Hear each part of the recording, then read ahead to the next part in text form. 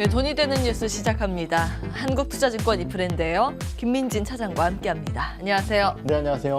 예, 추운데 제 옷이 짧아가지고 더 춥습니다. 네. 근데 추울 때 시장까지 찬바람 불면 정말 마음이 허한데 다행히 시장은 좀 따뜻한 분위기를 이어가고 있습니다. 시장에 대해서 짤막하게 코멘트 여쭤봐도 될까요? 네, 우선 뭐 산타랠리가 오냐 안 오냐 의견은 분분했었지만은 예. 환율적인 측면이 가장 중요하다고 말씀을 드렸었고 가장 중요한 이슈 중에 하나인 파월 의장의 연설이 어떻게 보면 이제 조용히 혹은 뭐 조용히라고 하기에는 시장 반응은 굉장히 컸지만은 예. 기대했었던 만큼의 내용군들이 나타나면서 주가의 반등이 나타나고 있는 상황입니다.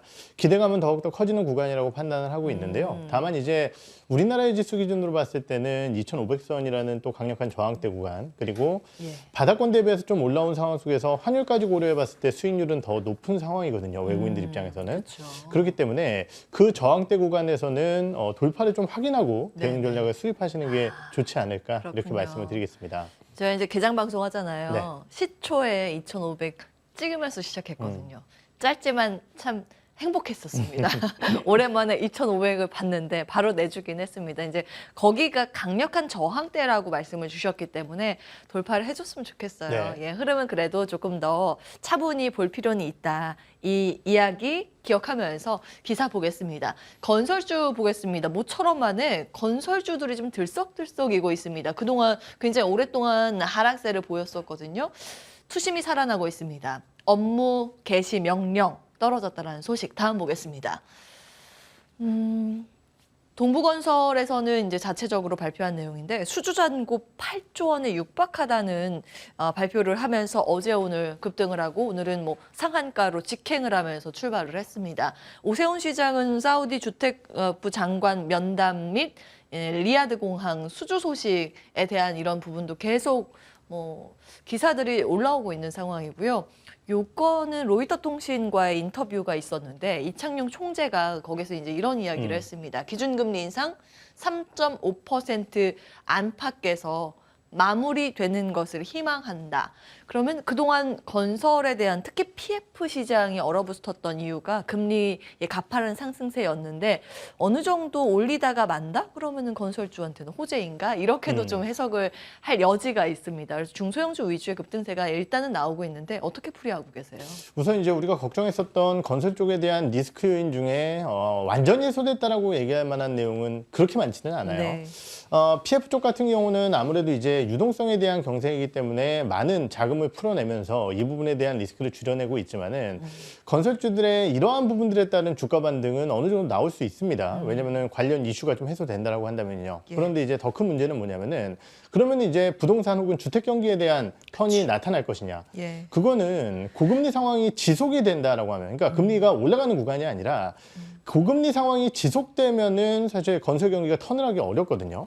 그렇기 때문에 우리가 금리를 언제 낮춰야 될 것이냐에 대한 문제가 발생이 된다는 거죠. 그러다 보니까 오늘 이제 건설업종군들 전반적인 부분으로서의 반등 자체는 상당히 반갑고 그 이면에는 여러 가지 요인들이 있겠지만은 예. 업무 개시 명령에 따른 멈춰섰던 공사장에 대한 전반적인 재가동 예. 거기에 더해서 최근 나타났었던 PF 관련된 뉴스 소식이 좀 잠잠하다라는 이슈 예. 거기에 더해서 해외 쪽에 대한 수주와 국내 여러 가지 이제 뭐 건설 쪽 주들이 너무 많이 빠졌기 때문에 따른 반발 매수세, 특히 이제 오늘 시장 흐름을 보면은 낙폭과대주들이 많이 움직였기 때문에 이러한 부분들까지 더해진 상승이라고 볼 수 있을 것 같은데요.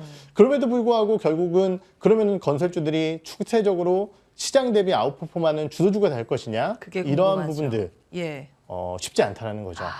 그래서 단기적으로 빠진 부분들에 따른 낙폭과대에 따른 반발 매수세, 이에 따른 주가에 대한 추가적인 하루 이틀간의 강세는 가능할 것으로 판단을 하고 있고 예. 기대감은 있겠지만은 최근 급등한 중소형 건설주들이라든지 이런 쪽들은 오히려 차익 매물에 대한 압박이 나올 수도 있어요. 그렇군요. 그렇기 때문에 그러한 예. 부분들은 조심하셔야 될 것 같습니다. 예. 지금 지수하고 건설주의 상승 요인, 일면 저가 매수, 기술적 반등 이렇게 거의 이제 분석을 해주신 거고 기대감을 가지고 있는 부분은 기대감, 네. 예, 현실화보다는 기대감에 이제 방점을 찍어주셨습니다.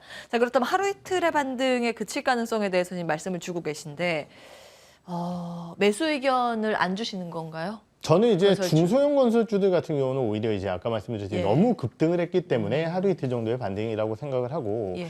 이러한 반등 흐름이 좀 이어지게 된다라고 한다면은 주택 건설 경기 때문에 급격하게 하락했었던 대형 건설사들 같은 경우는 조금 더 반등을 이어갈 수 있다라고 생각을 합니다. 조금 더라 그러면 어느 정도예요? 근데 그것이 이제 뭐 시점으로 제가 네. 맞추면은 항상 말씀드린 이 자리에 안 있겠죠. 그렇기 때문에 추세적인 네. 부분으로서 상승이 좀 마무리되는 여러 가지 기술적 지표들이라든지 아니면 시장의 분위기가 있을 겁니다. 주도주들이 간다라든지 아니면 전반적인 시장 분위기가 안 좋을 때가 있겠죠. 예. 그럴 때는 뭐 건설주들을 탈출하는 게 맞다라고 생각을 하고 그게 아니라고 한다면은 GS건설 같은 경우는 아무래도 이제 주택이나 건설 익스포저가 워낙 큰 기업이었고 이러한 부분들 때문에 실적도 안 좋았었고 주가도 굉장히 많이 빠진 대표적인 건설사입니다. 예. 그렇기 때문에 해당 기업 같은 경우는 조금 더 반등이 이어질 수 있을 만한 기업이 아닐까 이렇게 생각을 해보도록 하겠습니다. 예. 건설주 안에서 그래도 차분하게 볼만한 기업을 추린다면 탑픽으로 GS건설을 보고 계십니다. 여기서 이제 투자의 관점에서 추가 질문. 오늘 사시겠습니까? GS건설. GS건설이요. 사실 오늘 급등했기 때문에 예. 뭐 저는 약간의 부담감은 있지만은 GS건설이라고 한다면은 말씀드렸듯이 조금 더 갈 수 있는 여력이 있다라고 판단을 해서요. 긍정적인 답변을 좀 드리겠습니다. 좋습니다. 예. GS건설은 좀 괜찮은 모양이에요. 예, 다음 보겠습니다. 일단 건설주 내에서 탑픽 기억해 보도록 하고요. 다음 이어서 XR 기기에 대한 기대감 한번 체크해 볼까요? 애플 XR 기기 출시 앞두고 있는 상황에서 여러 가지 시장에 대한 성장 기대감이 들리고 있습니다. 한 기사에서는 8년이면 스마트폰만큼 XR 기기 뭐 쓴다 뭐 이런 내용이죠. 반도체 디스플레이 선점 경쟁이라는 이제 제목의 기사가 올라와 있는데요. 헤드셋 출하량입니다. 사실 지금까지 그렇게 많지는 않은 상황인데 이게 2023년 내년부터 쭉쭉쭉쭉 이제 성장을 하면서 30년이 되면 10억대 관측입니다. 다음 보겠습니다. 애플 시장 참여로 기폭제 마련됐다라는 평가. 예, 현재 XR 시장 메타 자회사인 오큘러스 점유율이 70% 이상 차지합니다. 대부분 이거 쓰고 있는 거 헤드셋 보면 다 네. 오큘러스 거일 것 같아요. 근데 XR, OLED, 소니가 지금 주도하는데 삼성 디스플레이나 LG 디스플레이 바짝 추격하고 있다. 사실 우리나라는 본다 그러면 완성 제품보다 그 납품하는 부품 기업들 위주의 편성도가 좀 있는 편이고 대표적인 기업하면 LG 이노텍이 네. 됩니다. 어떻게 보세요? 네, XR 기기에 대한 성장에 대해서는 수년 전부터 얘기가 나왔지만 사실 그 성장 속도 자체는 조금 아쉬웠다라고 표현을 할 수 있을 것 같습니다. 예. 하지만 이제 이러한 기기들의 성장은 결국 이제 어떠한 회사가 만들어내느냐 이것도 굉장히 중요하다고 판단이 되고요. 그러한 측면에서 봤을 때 내년도에 애플의 XR 기기가 출시될 것이다라는 기대감들이 반영이 되고 있기 때문에 이러한 부분들에 따른 관련된 밸류 체인들의 기대감들은 높아지고 있다라고 표현을 해볼 수 있을 것 같습니다. 그럼 XR 기기가 나오게 된다라고 한다면 과연 어느 쪽에 호재를 보일 것이냐라는 부분일 것 같은데요. 우리나라로 조금 더 한정을 지어서 보게 된다라고 한다면은 결국 이제 3D 센싱 쪽 모듈 그리고 디스플레이 쪽에 대한 기대감들이 있을 것 같아요. 예. 특히 이제 디스플레이 같은 경우는 그냥 OLED뿐만이 아니라 마이크로 OLED 쪽까지 이제 확장이 될 것이다라는 기대감이 있고 아무래도 이제 OLED의 또 종주국이라고 할 수 있는 우리나라이기 때문에 마이크로 OLED까지 확장이 된다라고 했을 때 당연히 삼성 디스플레이나 LG 디스플레이가 이것을 바탕으로 한 위기의 극복을 해낼 수 있을 것이다라는 기대감이 있다라고 볼 수 있을 것 같습니다. 예. 그런데 이제 말씀드렸듯이 아직까지 XR 기기들은 LED라든지 아니면은 OLED가 주력이라고 볼 수 있겠고요. 예. 거기에 더해서 이제 아직까지 시장이 디스플레이 업종군들의 전반적인 TV라든지 스마트폰 이런 시장 대비해서 XR이 과도하게 성장하기는 좀 어려울 것 같아요. 그렇다라고 한다면은 아까 말씀드렸던 주요 제품군들 내에서 3D 센싱 쪽에 포커스를 좀 맞춰야 된다는 판단이 들고 그렇다라고 한다면은 당연히 관련주인 LG이노텍이라는 기업을 봐야 되지 않을까라는 생각을 하고 있습니다. 예. 사실 이 기사가 만약에 2010년 한 여름 정도에 나왔다고 하면 그럴 것 같아라고 많은 분들 생각하셨을 텐데 지금은 그 기대감이 많이 떨어진 게 사실이잖아요. 그래서 어떤 대응 관점에서 LG이노텍을 봐야 하는가, 눈높이를 어느 정도 맞추는 게 좀 타당할까라는 고민입니다. 네, 아까도 말씀드렸지만 3D 센싱 쪽 굉장히 XR 기기엔 중요한 기술이라고 말씀을 드렸었던 것 같고요. 결국은 이제 애플이 한다라는 부분이죠. 그러면은 애플 같은 경우는 믿을 만한 밸류체인 쪽에 부품을 맡길 수밖에 없다는 생각이 들고 그러한 측면에서 봤을 때 당연히 디스플레이는 삼성 디스플레이와 LG 디스플레이 그리고 3D 센싱 모듈에는 지금 어차피 이제 글로벌적으로도 거의 독점적 구조를 가져가고 있는 LG 이노텍에 대한 관심이 높아질 수밖에 없습니다. 네. 말씀드렸듯이 LG 이노텍 지금 애플의 생산 차질 이슈 때문에 주가가 좀 조정이 나왔었던 부분이 있었죠. 예. 하지만은 전일 이제 애플이 다시 한번 급등세를 펼쳤었고 이러한 부분들과 함께 그러면은 애플의 생산 차질이 매출의 소멸이냐? 사실 그러니까요. 아니다라는 거죠. 매출의 연기입니다. 연기. 2연. 예. 지금 이제 뭐 많은 이 조사 기관들이 얘기를 하고 있고 실제적으로 뭐 2천만 대까지 손실이 난다 이런 얘기를 하고 있지만은 예. 대기 수요 생각하면은 그렇지 않을 가능성이 높고요. 중국의 정책적인 부분 살펴봐도 그렇지 않을 가능성이 높습니다.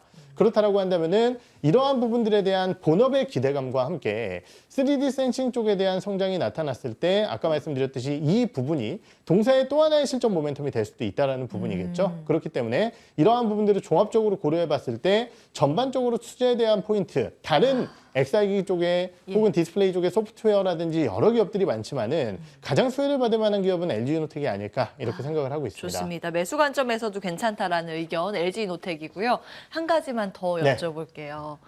우리나라 주식은 아니지만 애플.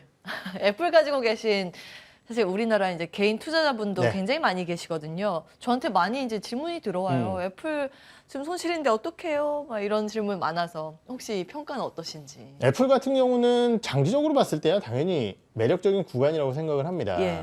그렇기 때문에 이제 장기 투자자분들이라고 한다면 매수적인 관점에서 보는 게 맞다라고 매수도 생각을 하고요. 괜찮고, 예. 그런데 이제 단기적으로 뭐 나는 샀는데 야 2% 빠졌어 뭐 이런 분들이라고 한다면은 2%가 아니라 지금 그 공장 차질 아니, 문제로. 지금 신규로 투자하시는 예, 분들 예. 입장에서 나는 뭐 5% 빠져서 야 주식 못 하겠어 이러시는 분들이라고 한다면은 예.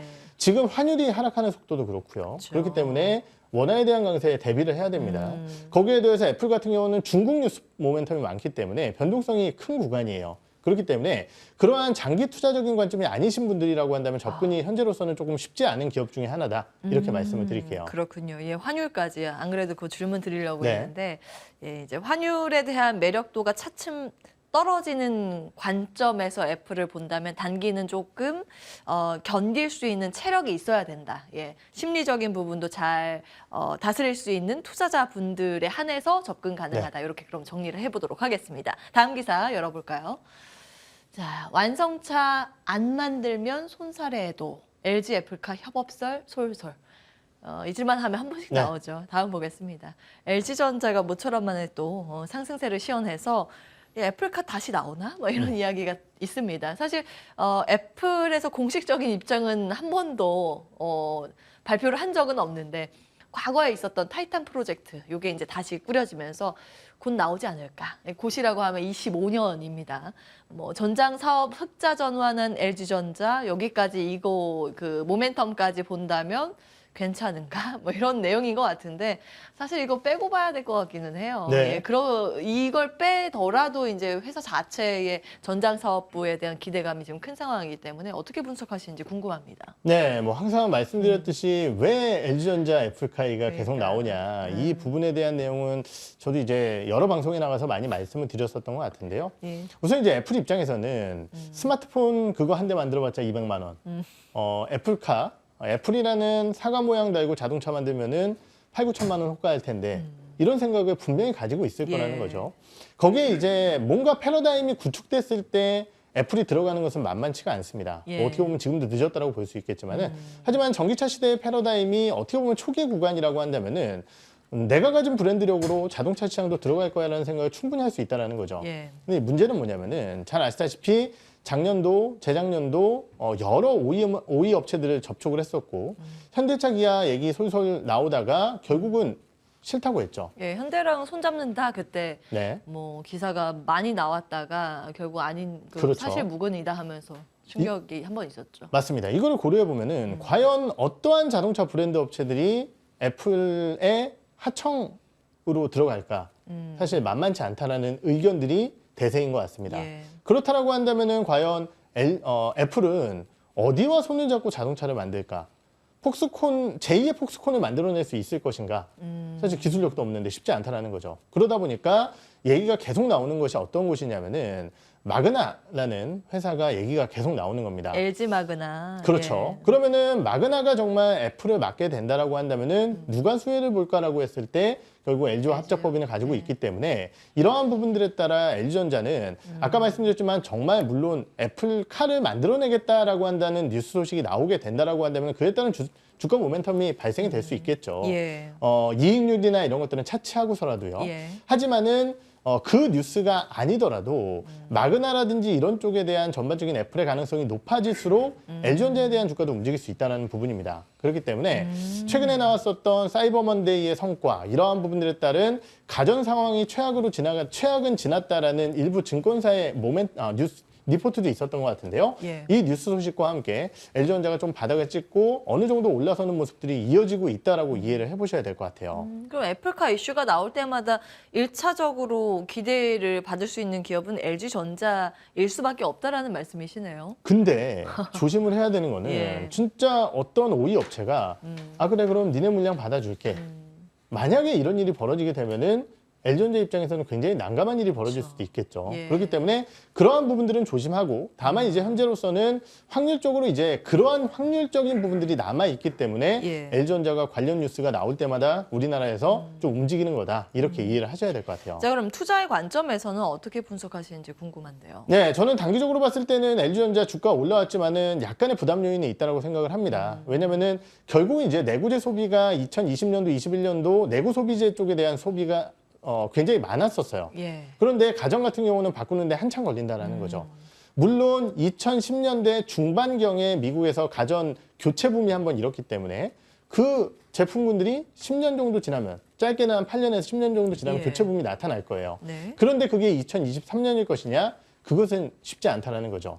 그렇기 때문에 기본 사업이라고 할 수 있는 가전 쪽에 대한 전환 포인트가 조금 더 확실하게 나타나줘야 LG전자가 추세적으로 움직이지 않을까 이렇게 보고 있습니다. 일단 지금 그 실적에 큰 영향을 끼치는 게 아무래도 가전 부문이기 그렇죠. 때문에 네. 그러면 지금 매수 관점은 아니라는 말씀이시네요. 네, 저는 그러니까 보유자는 예. 워낙 이제 많이 빠졌었기 때문에 뭐 보유에 대한 의견을 드리겠지만은 예. 신규 매수자라고 한다면은 LG전자 외에 다른 종목군들도 좀 있으니까요. 눈을 넓혀보시는 것이 좋으실 것 같습니다. 넓혀서 어떤 종목 보세요? 그거는 최근 시장이 이제 단기적으로 올라오니까 낙폭과대주 쪽에 순환매 측면으로 보는 게 좀 더 맞을 것 같고 펀더멘탈 기준으로 봤을 때는 작년 대비해서 올해 실적들이 높아지는 종목군들이 분명히 있습니다. 종목 네. 기준별로 봤을 때도요. 예. 그렇기 때문에 그런 종목군 쪽에 좀 접근을 하시는 것이 좋으실 것 같습니다. 예, 두 가지 종목 선정하는 힌트를 주셨습니다. 실적 개선이 확실히 나오고 있는 종목, 그리고 저가 매수 가능한 많이 오르지 않은 상대적으로 좀 그동안 소외를 받았었던 종목 이렇게 두 가지 포인트 기억해 보겠습니다. 한국투자증권 이프랜드예요. 김민진 차장과 함께했습니다. 고맙습니다. 네.